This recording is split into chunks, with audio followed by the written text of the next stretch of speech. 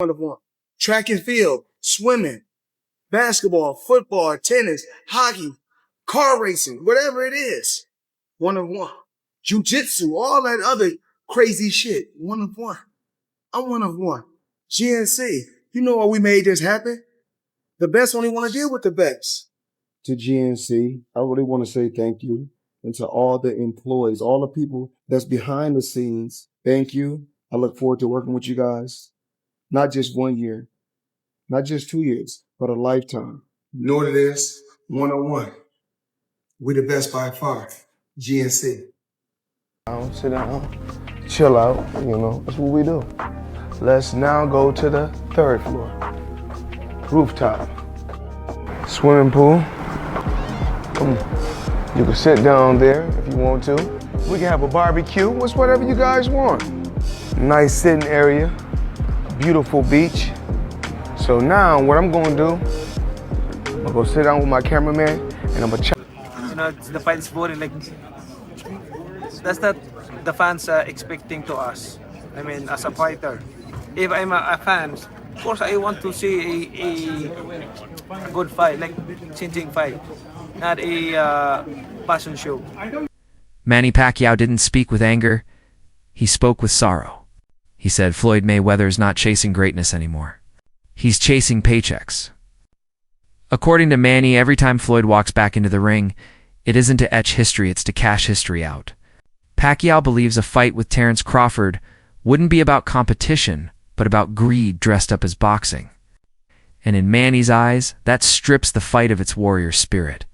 The ring was once a battlefield, but for Floyd, it now looks more like a runway. Now, in the beginning of this conversation, you say, I don't like boastful people. How was it like fighting Mayweather then? Did he get on your nerves? Because I feel like he's a little bit more boastful than the people you might be wanting to hang out with. Yeah, he's boastful. I think his God is the material things, money, everything like that. I'm pity with him because I want to share the word of God in him if he believe God. Yeah. I've heard he's a generous man. I think he's done good things. I think, you know, he kind of reminds me of like a lot of people are like this, by the way, including myself. I'm not just saying him. I'm including myself. The man who goes up to Jesus and says, what should I do to get into heaven? He says, sell all your belongings. And he walked away crying because he couldn't sell his belongings. Exactly. The world froze when the headline dropped. Floyd Mayweather versus Mike Tyson, 2026. But the shock wasn't excitement. It was disbelief. Experts said it clearly. This isn't sport, it's theater. Not to lions at their peak, but to giants of yesterday, selling a spectacle. And behind it, pure revenue.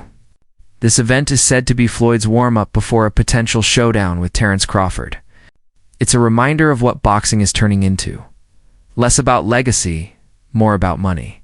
Still, with Tyson's legend and Mayweather's brand, the world will watch, because no matter how hollow, the spotlight will burn. Broadcast for Jake and Tyson, and you know, some people like the likes of Carl Froch viewed that as an endorsement. Like, look, man, I'm just working. It's a big opportunity to be on Netflix. I didn't put the fight together. I'm not paying these guys. So, you know, let's chill out. But all right, I'm not going to poo-poo this. I just don't know what CSI is. And the way it was presented made me think that there was like a secondary press release to come, that they'll be involved in like some sort of like virtual boxing thing. Like, it just didn't seem real. You know why it didn't seem real? I'll tell you why. There's no date attached to it. There's no venue attached to it. Forget rules, exhibition, not exhibition, weight. I mean, here's a guy who fought a heavyweight fighting forget all that. These things can get figured out, the fine details. The fact that it was announced, why announce something with no date or location attached to it? What's the point? Unless you're just trying to get people excited and trying to get them, you know, trying to get some investors or something like that. But maybe also testing the waters. If the response was overwhelmingly positive, maybe you go, okay, we move forward. If the response is muted or negative, maybe you go, okay, we're not going to actually do this. You know, you lob it out there as a way to poll the public, and then make an adjustment. So you don't think it happens? I do not think it happens. I just don't think there will be enough interest. I know they have huge name value. There's zero, after the last performance by Mike Tyson against Jake Paul, I don't think there's going to be interest in seeing Mike Tyson do that again. Terence Crawford doesn't throw shade at Manny Pacquiao, he raises him up. When he speaks of Manny, he speaks of miracles. A man who walked through weight divisions like they were doorways, defeating men larger, stronger, and hungrier, yet never stopping. Crawford says Pacquiao's story is untouchable, something so rare it may never be repeated. Manny fought fights no one dared to take, carried nations on his shoulders, and turned impossible battles into unforgettable victories. To Crawford, Manny isn't just a boxer. He's proof that legends are carved from risk.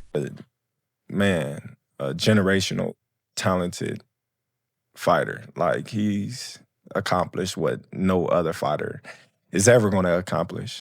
For the asterisk, for the whispers are turning into a roar. Crawford versus David Benavidez. Fans are already painting it as fire meeting fire. Benavidez youthful, massive, and merciless.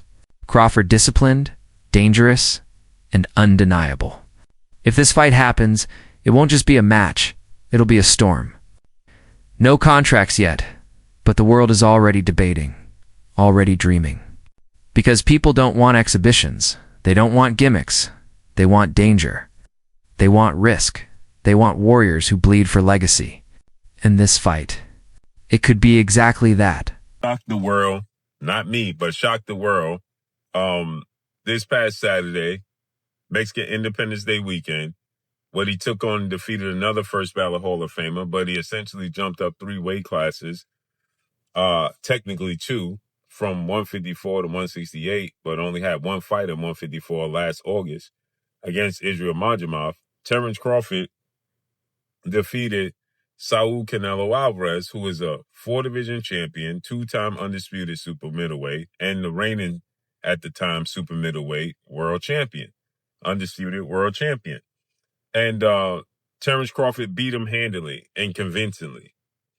And because he beat him so easily, now the 63 win, 3 loss, 2 draw, 39 win by way of knockout, biggest threat has been now imposed on Terence Bud Crawford.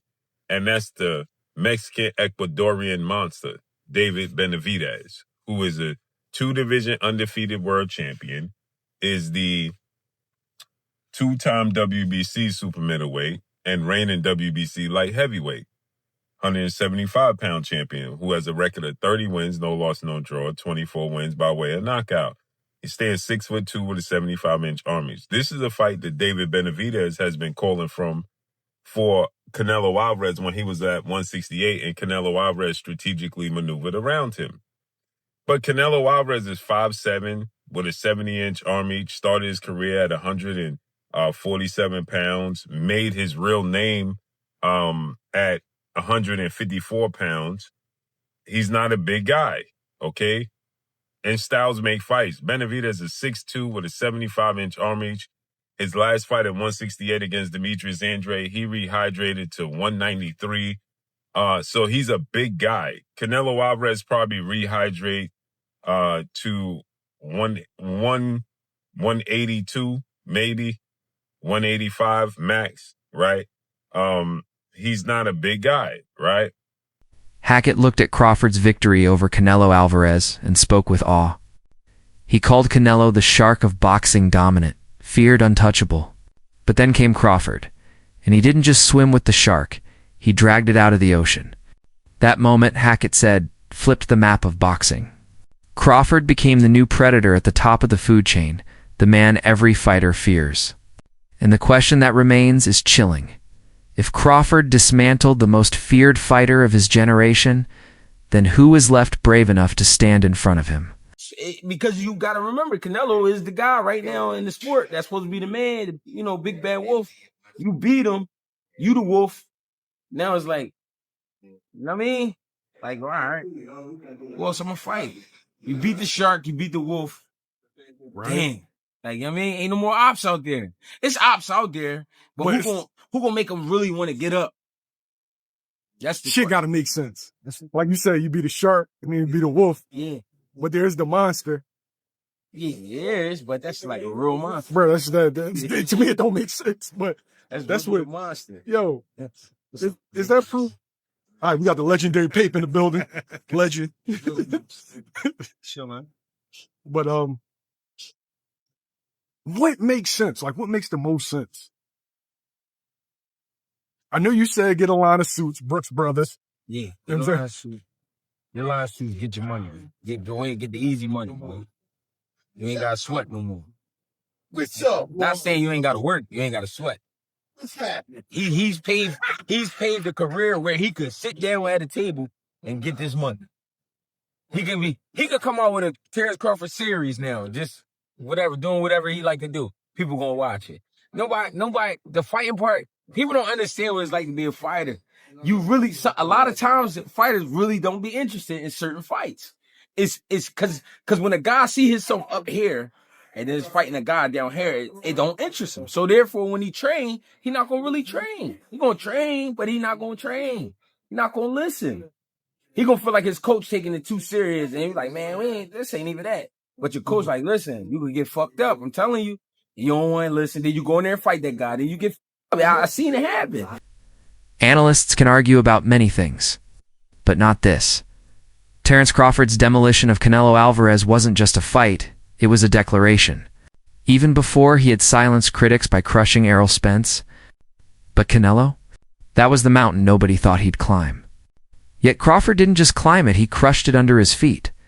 He showed the world that his skill has no boundaries, his adaptability has no ceiling, and his mental toughness has no rival. Now the debate is over. Crawford is not just great, he is historic. The kind of fighter who doesn't just live in an era, he defines one. Most trained eye, that they know they saw a very high-level athlete perform something at a very high level last night. I think he gained the sports world's attention last night and respect. He already did after Spence, but it went to another level in this fight. And I think even the fight itself, like just from a median level, but then the moments where they were having these exchanges, like kind of late in the fight, then people were like, all right, it was good. Then like, okay. I saw somebody like, they're squabbing. Like, this is a fight here. So I think it did. And Crawford closed the show. Yeah. In 10, 11, 12, he stood in there and landed some hard shots and rocked Canelo at the bell. He didn't, well, James was talking about the great Floyd Mayweather. Floyd would go up on you 8-0 and then coast, and you might as well turn the fight off at midway through the ninth. Like, you know, he's not going to, but Crawford didn't do that. But he wasn't up 8-0, to be fair to Floyd, and Floyd was when he fought Canelo, so he could do that. But Bud instead steps on the gas. Bud is a finisher. You know, he closes really strong. He closes really strong in every exchange. That's one of his gifts. He's the best counterpuncher of his era, one of the greatest counterpunchers that lived. But the great fighters, James would tell us about this. James and Mike McCallum put on fights that exemplify what I'm talking about: initiating and punctuating, being first, being last. That's one of the things that makes Crawford who he is. So no, I think it was a good enough fight that it certainly didn't hurt boxing. Yeah, I think Sport of Boxing delivered last night. I mean, Earl Crawford didn't deliver. Yeah, Manny, did. Him do inside of the octagon, what we had seen him do to all those great fighters in MMA. When he walked into that ring, people thought he had a chance. He didn't really have a chance. Conor never had a chance against Floyd Mayweather. And it would feel that way with Topuria. But you could at least sell that there's a chance because of how good he is in boxing and how he knocks people out inside the UFC. Initially, I thought Bud Crawford would just no-sell Ilia Topuria, right? When you're the king and everybody's calling your name, you can literally just ignore them and nobody will say anything about it. But Bud Crawford isn't one to ignore stuff.